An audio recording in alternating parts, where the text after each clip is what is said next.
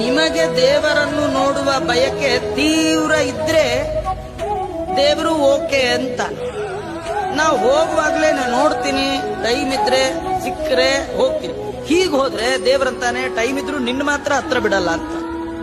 ಹಾಗೆ ಯಾರಿಗೆ ಭಗವಂತನ ನೋಡುವ ಬಯಕೆ ಅದು ಒಂದು ಜನ್ಮದಲ್ಲ, ಜನ್ಮ ಜನ್ಮದಲ್ಲಿ ಇರ್ಬೇಕು.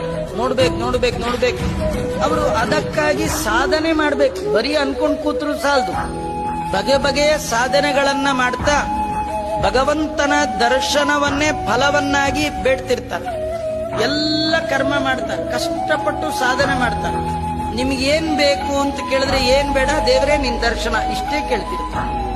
ಅವರು ಜನ್ಮ ಜನ್ಮದಲ್ಲಿ ತಾವು ಮಾಡುವ ಸಕಲ ಕರ್ಮಗಳ ಮೂಲ ಉದ್ದೇಶ ಒಂದೇ, ದೇವರೇ ನೀನು ಪ್ರೀತನಾಗು, ನೀನು ಪ್ರೀತನಾಗಿದ್ರೆ ನಿನ್ ದರ್ಶನ ಕೊಡು ಅಷ್ಟೇ.